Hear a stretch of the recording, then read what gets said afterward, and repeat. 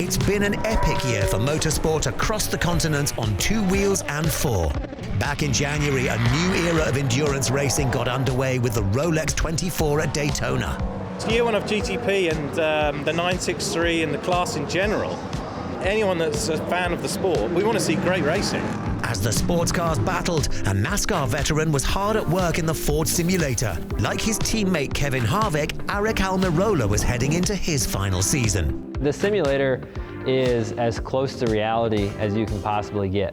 But there's nothing like real life, right? Because there's no consequences. At their first road race of the season, the NASCAR field were joined by a former F1 champion. The racing is just nuts. I saw Bubba earlier on. He's like, what are you doing here?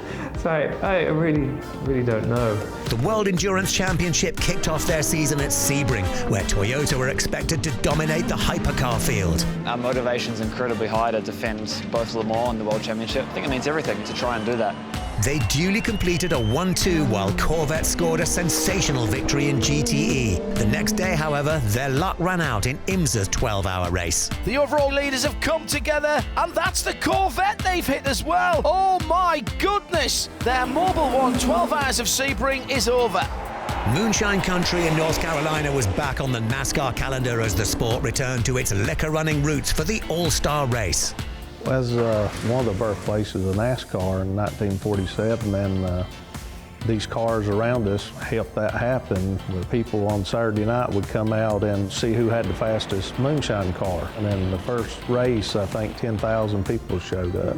As NASCAR celebrated their 75th anniversary, so did Porsche, running a trio of 963 hypercars in special livery at the Centenary Le Mans. Porsche wouldn't be here without what they've achieved at Le Mans. Porsche and Le Mans, it's just like coffee and milk. An epic race didn't fall kindly for Porsche as Ferrari triumphed in a bumper field of 16 hypercars. In GTE, there was an emotional win for Corvette in their last entry with the C8R. We just won the Centenary race for Le Mans, 25th anniversary for Corvette racing. It gets no better. June was also a busy month for two wheels as we visited the Cathedral of Speed, Assen in Holland, to ride with the Red Bull KTM MotoGP team. Feels like it's trying to kill you, but once you understand, the bike almost feels like an extension of your body, and it just fills you with so much joy. In Finland, World Rally champions Toyota were going full pelt at the fastest event on the calendar. Quite amazing feeling always to come out home rally. It's actually the hometown for both of us, so the atmosphere is always great, and of course the Finnish fans are amazing also. An errant rock spelt the end for champion-elect Kalle Rovanperä in his home event, but teammate Elfyn Evans made sure of a Toyota victory as the squad marched towards another world title.